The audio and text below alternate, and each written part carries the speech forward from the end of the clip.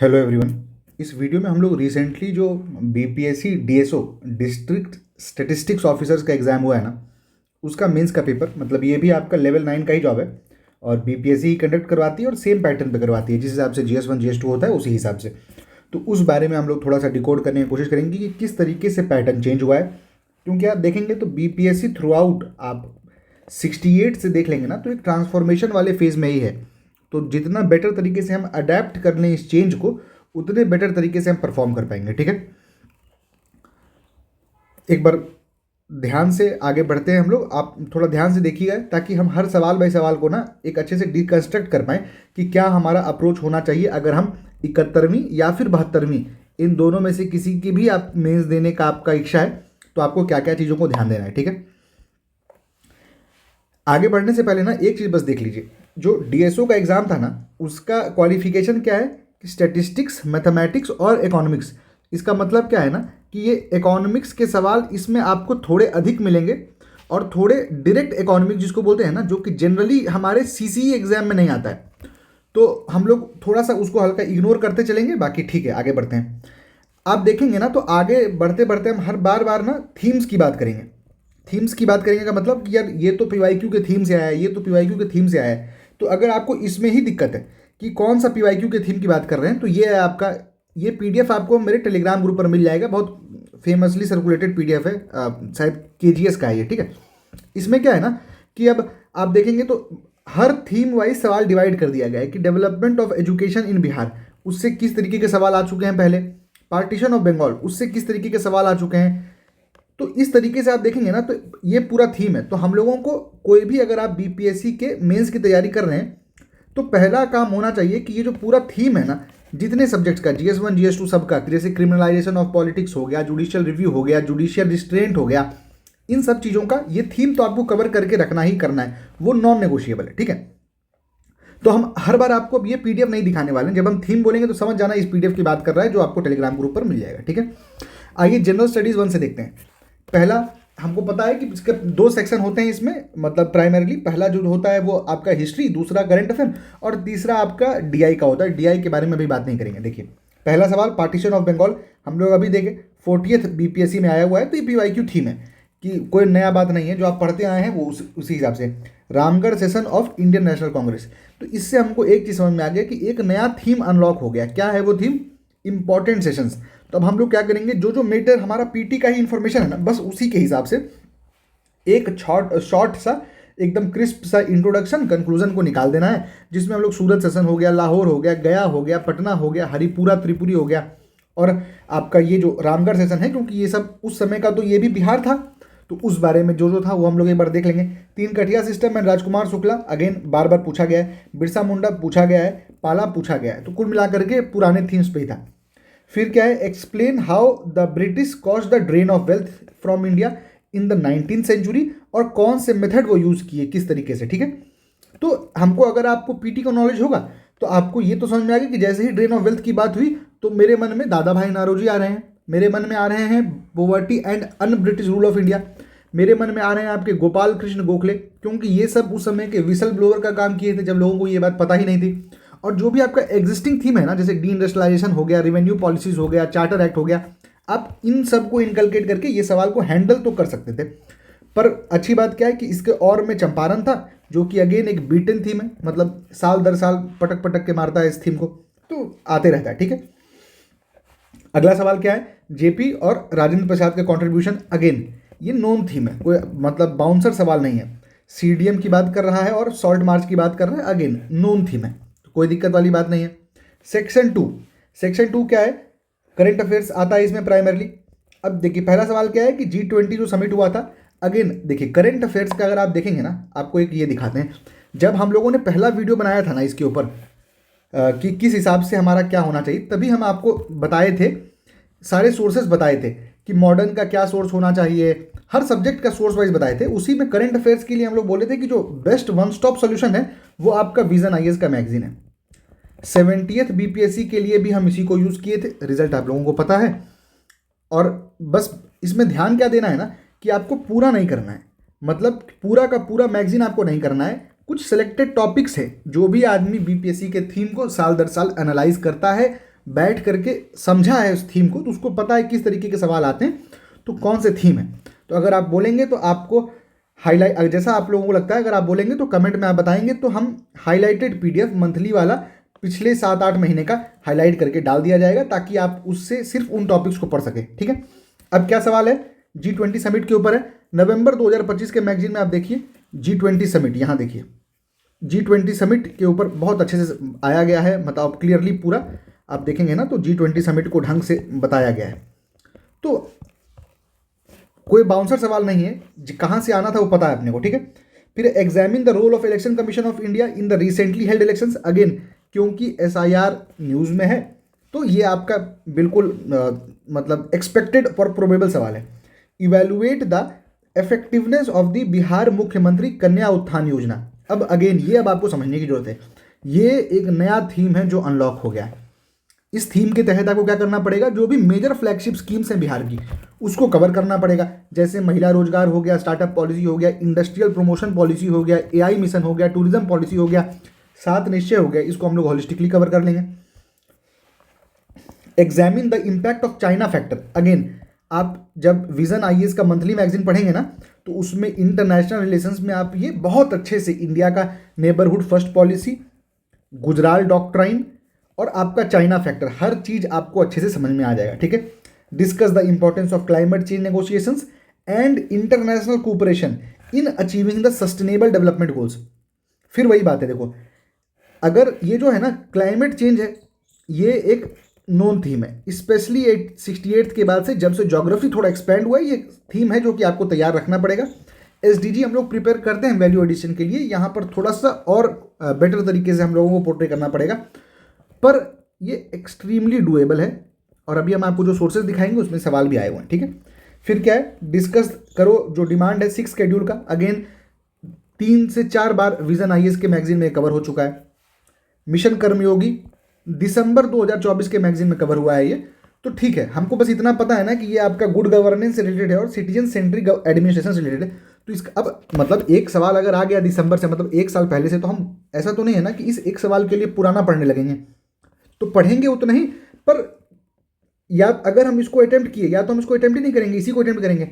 अगर करना भी पड़ गया तो आपका जो एग्जिस्टिंग नॉलेज है उस हिसाब से आप सवाल को गुड गवर्नेंस और सिटीजन सेंट्रिक एडमिनिस्ट्रेशन के ऊपर लेकर के आपको बनाना पड़ेगा।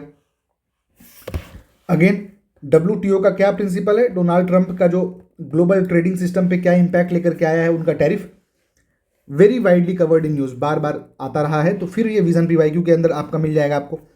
Discuss the role of central government welfare schemes in empowerment of welfare sections, तो इसके लिए क्या है आपको, इसके लिए फिर एक थीम नया आपको आके खुलता है, जिसमें कि आपको एक मेजर मतलब मोटा मोटा डेटा लास्ट 50 साल में सिंस इंडिपेंडेंस और लास्ट 20 साल में आपको पता होना चाहिए। जैसे कि पॉवर्टी कहाँ से कहाँ गिर गया, इकोनॉमिक ग्रोथ कहाँ से कहाँ हो गया, एजुकेशन एंड लिटरेसी 51 से 2023 में क्या हो गया। अगर आप बोलेंगे तो इनका PDF हम आपको टेलीग्राम ग्रुप पर डाल देंगे। लाइफ एक्सपेक्टेंसी 32 से 70.8 हो गया। इन्फेंट मोर्टालिटी रेट 147 मतलब 146 से आपका 27 हो गया।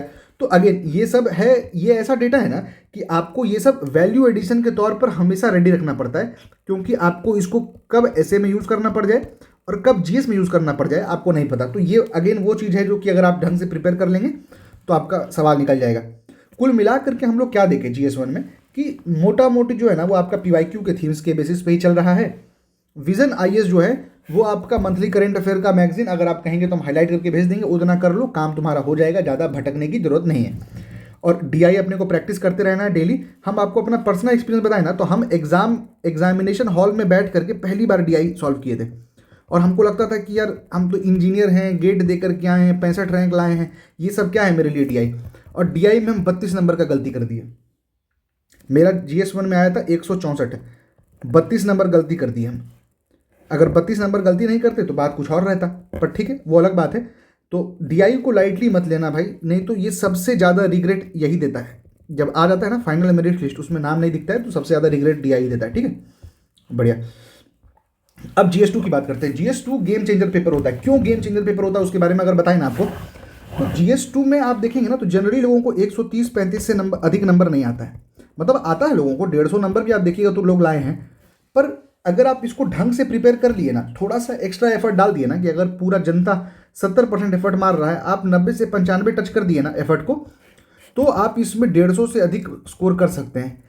अगेन 161 आया था हमको GS2 में, तो थोड़ा सा बात मान करके आगे बढ़ो, ठीक है। DPSP of state policy, again PYQ का थीम है, कोई बड़ी बात नहीं है। आर्टिकल 356, अगेन PYQ का थीम है, कोई बड़ी बात नहीं। Communal violence is on decline, ये अपने मन से आपको लिखना पड़ेगा।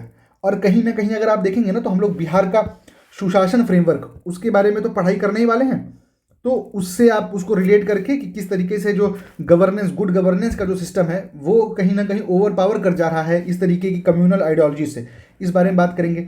अगेन कोalition पॉलिटिक्स हो गया या फिर जुडिशियल रिव्यू हो गया, PYQ का थीम है, तो कोई बड़ी बात नहीं है। अब ये बात समझना है, ये आपको समझने की जरूरत है। What has been the constitutional vision of the relationship amongst the three organs of the government? कहने का मतलब पार्लियामेंट, एग्जीक्यूटिव और जुडिशरी, इन तीनों के बीच में किस तरीके से रिलेशनशिप है और कैसे वो, किस तरीके से वो चेंज हुआ है, उसको क्रिटिकली एनालाइज करना है। मतलब properly good bad way forward सब हम लोग उसमें देंगे, है ना। अब समझो, हम लोगों को ये पता है कि आर्टिकल 50 की कोई बात करता है तो बोलता है द स्टेट शैल, मतलब सेपरेशन ऑफ पावर्स होना चाहिए, किससे किसके बीच में, एग्जीक्यूटिव और जुडिशरी के बीच में। और इसी के अंदर आप देखेंगे तो पूरा का पूरा कोलेजियम सिस्टम जो उठ करके आया है, उसका पूरा base article 50 of the Indian constitution है, ठीक है। हम क्या कह रहे हैं कि आप एक बार देखो जरा सा, हम जब आपको ये बताए थे कि आपका सोर्स ट्रेसिंग क्या होना चाहिए, तो हमने उसमें क्या बताया था भाई, एक सेकंड निकाल, देखो GS2 का पॉलिटी के लिए क्या बताए थे, प्रहार मेंस वाला, जिसमें कि आपको स्टैटिक और करंट कहाँ तक का, इसमें जुलाई तक का करंट, जुलाई 2025 तक का करंट इसमें एडेड है। तो हम आपको क्या करेंगे ना, अगस्त ऑनवर्ड आपको हाईलाइट करके दे देंगे, जैसा आप बोलिएगा। अब समझना बात को, ये सवाल जो आपका नॉर्मल जितना कोचिंग वोचिंग चल रहा है ना, जो कि मतलब नोट्स बना करके जो मतलब चलाते हैं, वो सब इन सबको कवर नहीं करते हैं। और फिर आप लोग कहते हैं ना कि आप देखिएगा, बोलिएगा अरे यार जो UPSC वाले आते हैं वो एग्जाम निकाल के चले आते हैं, क्यों? क्योंकि थोड़ा सा वो लोग ना एक्स्ट्रा एफर्ट करते हैं, इस एक्स्ट्रा एफर्ट को आपको भी करना पड़ेगा।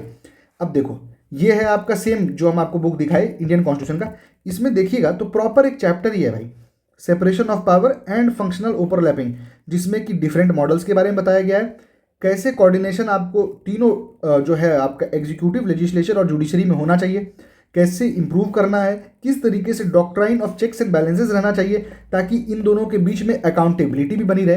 तो एंटायर थीम है ये। करना क्या है भाई, 100-150 पेज का एक PDF मिलेगा आपको, 156 पेज का PDF है, इसमें भी आपको पूरा नहीं पढ़ना। अगर आप कहेंगे तो हम आपको हाईलाइट करके प्रॉपर, या फिर आप बोलेंगे तो हम इसको लेक्चर कर सीरीज बना करके यूट्यूब पर पढ़ा भी देंगे, ठीक है, जिससे कि आपका पूरा करंट और स्टैटिक दोनों A to Z कवर हो जाएगा। What has been the constitutional vision, अच्छा ये हम लोग कर लिए ना, सॉरी, हाँ ये हो गया।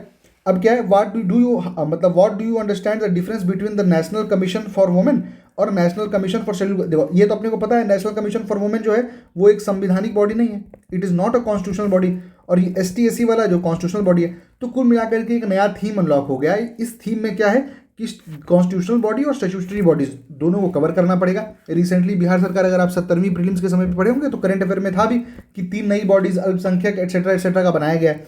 अगेन ये पूरा थीम आपको बहुत एज इट इज यही सेम वाले पॉलिटी वाले में आपको मिल जाएगा, इसी में आपको मिल जाएगा। ये देखिए दिख रहा है। तो अब हम क्या करेंगे, थोड़ा सा अपना डोमेन को एक्सपेंड करेंगे और ट्राई करेंगे कि किस तरीके से हम इवॉल्विंग नेचर को हम पकड़ पाएं।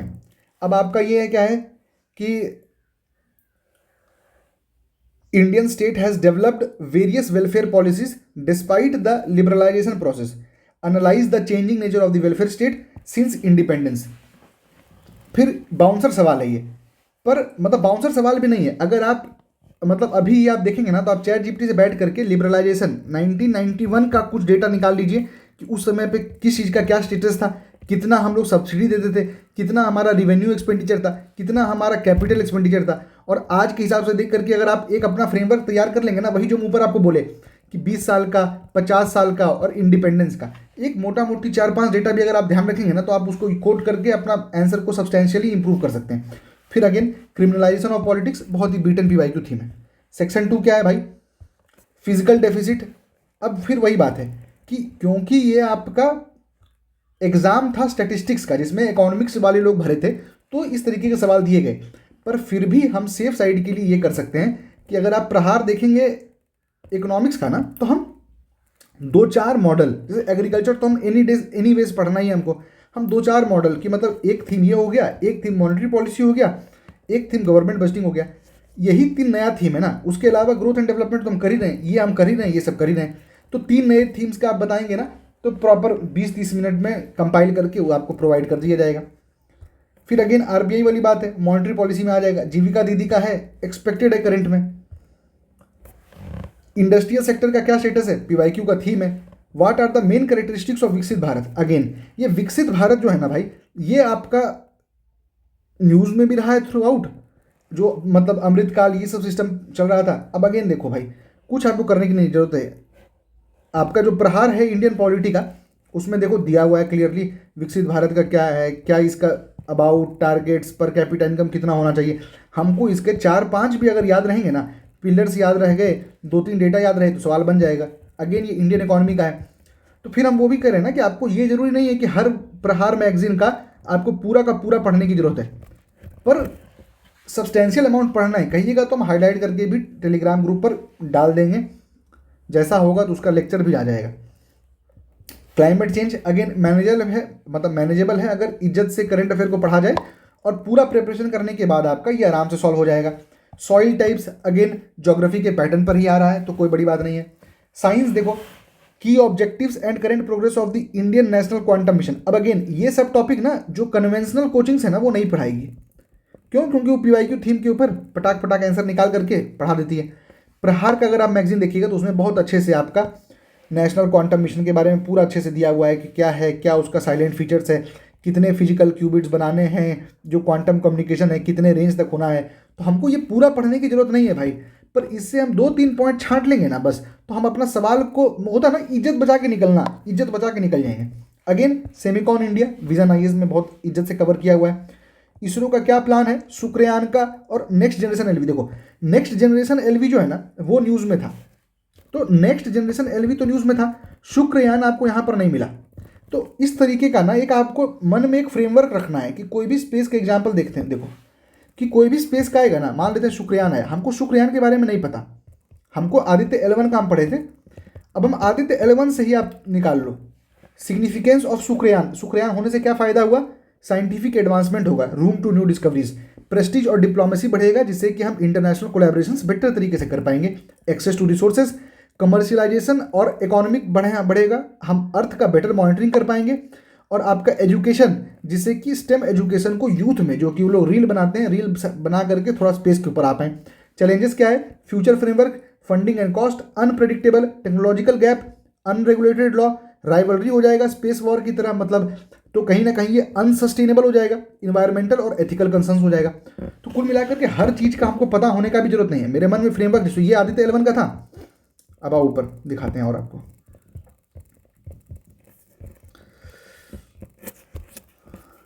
किसी भी चीज़ में आप इसको देखिए, अब है प्राइवेटाइजेशन में अगेन सेम सिग्निफिकेंस, तो हर चीज़ में आप ना इस चीज़ को यूज़ कर सकते हैं, मतलब एक फ्रेमवर्क की तरह है। तो ये सवाल आराम से अच्छे से बन जाएगा, कोई दिक्कत नहीं है, ठीक है। Significance of India AI mission, अब ये पहले की बात है, इम्पैक्ट एआई समिट के पहले की बात है, फिर भी बहुत अच्छे से देखो भाई इंडिया एआई मिशन के बारे में, पूरा एआई के बारे में अगेन आपका प्रहार मैगजीन में ही दिया हुआ है। तो कुल मिलाकर के आप जो बार बार देखते हैं ना कि यूपीएससी के टॉपर जो लोग यूपीएससी में नहीं निकाल पाए, इधर आके निकाल लेते हैं, क्यों? क्योंकि वो लोग आपके कोचिंग का 50-60 पेज का जो पीवाईक्यू वाला है वो पढ़ करके एग्जाम नहीं दे रहे हैं, उनका स्कोप थोड़ा बड़ा है, तो आपको भी थोड़ा मेहनत करना पड़ेगा भाई। अगर फाइनल सिलेक्शन चाहिए तो पीटी निकाल के खुश रहना है, कोई दिक्कत नहीं है, बार बार पीटी देते रहो, कोई दिक्कत नहीं है। पर अगर निकलना चाहते हो इससे बाहर, national green hydrogen mission again बहुत अच्छे से कवर्ड है आपका, फिर से प्रहार में कवर्ड है, ये आपका अक्टूबर या नवंबर के विजन आईएएस में भी कवर्ड है। इंडिया का रिसेंट हाइपरसोनिक सिस्टम में एंटी सैटेलाइट टेक्नोलॉजीज में किस तरीके से हमारा क्या बोलते हैं इवॉल्व हुआ है टेक्नोलॉजी, और कैसे वो हमारे डिटरेंस को, क्षमता को किस तरीके से प्रभाव पड़ेगा। तो अगेन देखो विजन आईएएस का जनवरी का मैगजीन में आपको स्क्रैम्बलर इंजन अच्छे से बताया गया है, जिसमें कि पूरा हाइपरसोनिक मिसाइल्स के बारे में बताया गया है। वो छोड़ दो, तुमको इस पे भी मिलेगा, हम कहीं आगे लगाए भी हैं, ये तुम्हारा प्रहार में भी मिल जाता है। तो वही है कि ढंग से अगर क्या पढ़ना है, कैसे पढ़ना है, अगर हाईलाइट करके प्रोवाइड कर दिया जाए और उतना पढ़ लो तो सवाल निकाल जाएगा। फिर 5G और 6G कम्युनिकेशन, अगेन प्रहार में आपको मिल जा रहा है। साइंस एंड टेक्नोलॉजी का क्या कंट्रीब्यूशन है, कॉमन थीम है पीवाई का। हम कुल मिलाकर के क्या कह रहे हैं भाई, तुमको फाइनल वर्डिक्ट यही है कि आपको प्रहार मैगजीन को अच्छे से पढ़ना पड़ेगा, पूरा नहीं पढ़ना है, हाईलाइटेड करके कम चीज़ ही पढ़ना है। मतलब 40-50 पेज पर मैगजीन, 50 मतलब 4 या 5 मैगजीन आएगा उसका, तो आपको 200-250 पेजेस में आपका काम हो जाएगा। अगर आप कहेंगे तो हम उसका प्रॉपरली वीडियो बना करके डाल दिया जाएगा। और थोड़ा सा कोशिश करो कि दूर भागो, जो 1 पेजर नहीं एकदम चैट जीपीटी पे एक प्रॉम्प्ट डालता है, इसी का ना देखो हम बताते हैं, इन्हीं चीज़ों का यहीं से उठाया जाएगा स्क्रैम्बल्ड इंजन, और तुम एकदम नोट देखो आजकल सब सेम ही फॉर्मेट में डालता है नोट्स, डालोगे चैट जीपीटी में बना करके एक 1 पेजर बना के दे देगा, तुमको लगेगा वाह। पर सवाल है कि एग्जाम में कितना रिप्रोड्यूस हो पाता है। हम लिख करके तुमको ये दे दें, हम एग्जाम्पल समझना, हम एग्जैक्टली यही चीज़ तुमको लिख करके दे दें, और दूसरा हुआ कि हम अंडरस्टैंडेबल फॉर्म में तुमको समझा दें, तब तो वो रिप्रोड्यूस हो पाएगा। एग्जाम में जा करके तब बन पाएगा ना, ऐसे बनना मुश्किल है। अभी रिसेंटली अब देखो तुम यहाँ पर है, India national green hydrogen mission है, अब आपको ये ध्यान देना पड़ेगा कि हो सके अगली बार स्मॉल मॉड्यूलर रिएक्टर पूछेगा। क्यों? क्योंकि शांति बिल आया हुआ है, प्राइवेटाइजेशन इंक्लूड किया हुआ है, तो हो सके शांति बिल के ऊपर ही आपको क्लियर सवाल मिल जाएगा। तो कुल मिलाकर के ये सब सेक्टर्स हैं जिसमें सवाल आने का बहुत चांसेस है। आपको फिलहाल तो अपने आप को प्रॉपर, अगर आपको स्ट्रेटजी देखना है ना, हम ये 6 महीने पहले बनाए थे इस एग्जाम से पहले, फिर भी एकदम सटीक 100% सही बैठ रहा है ये। इसको आप खोल करके देखिए, इस वीडियो का आपको टेलीग्राम पर मिलेगा, ठीक है। ये आपका है थंबनेल, आपको दिख जाएगा। हम इसको एक बार डिस्क्रिप्शन में कहिएगा तो हम डाल भी देंगे, ठीक है। और विजन आईएएस का मंथली मैगजीन से आपको करंट अफेयर पढ़ लेना है, क्योंकि प्रहार जो है वो जुलाई तक कवर कर लेता है, तो हम अगस्त से लेकर के मार्च तक जब तक एग्जाम होता है तो बताएंगे, तो हम उसको हाईलाइट करके आपको उसको प्रोवाइड भी कर दिया जाएगा, ठीक है। धन्यवाद। जैसा होगा सही गलत क्या करना चाहिए आगे, किस तरीके से आगे बढ़ना चाहिए, कमेंट सेक्शन में ज़रूर बताइएगा।